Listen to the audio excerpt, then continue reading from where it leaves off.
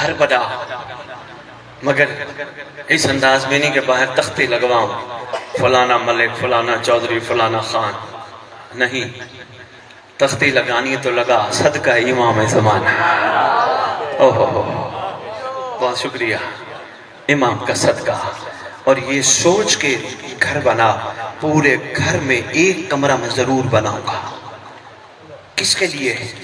یہ میرا bed room, یہ میرے بچوں کا بیڈ روم، یہ ادھر کا، یہ ٹی وی لانچ، یہ فلان، یہ ڈمکان، وہ ٹھیک ہے، لیکن ایک کمرہ سب سے پہلے بنا اس نیت سے، یہ میرے امام کا کمرہ ہے،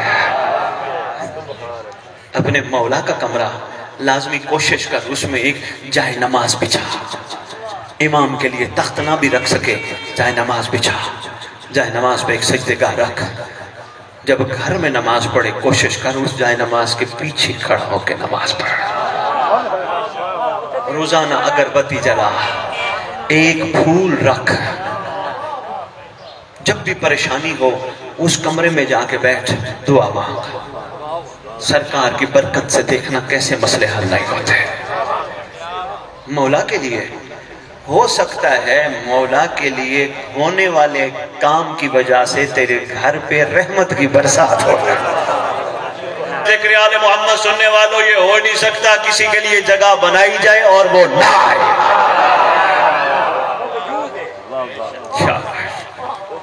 بسم اللہ، مولا کے لیے کوشش کر، اگربتی جلا، ادھر تو دیکھے گا، محسوس کرے گا، خوشبو ہی عجیب ہوگی، ادھر ماحول ہی عجیب ہوگا، مگر پھر کوشش کرنا جس گھر میں امام کی جگہ بنی ہو اس گھر میں لڑائیاں نہ ہو۔ میری ماں بہن بیٹی کو بھی چاہیے، میرے بھائی کو بھی چاہیے، کوشش کرے صبر سے زندگی گزارے۔ مرد یہ سوچ کے عورت سے زندگی گزارے میں امام کی کنیزہ کے ساتھ رہ رہا ہوں، عورت یہ سوچ کے زندگی گزارے میں امام کے ناصر کے ساتھ رہ رہی ہوں، امام کے صدقے اللہ نے ہمارا رشتہ جوڑ دیا ہے۔ تو کوشش کرنی ہے ہم نے چھوٹی چھوٹی باتوں کو نظر انداز کر کے جینا ہے تو صرف مولا کے لیے جینا۔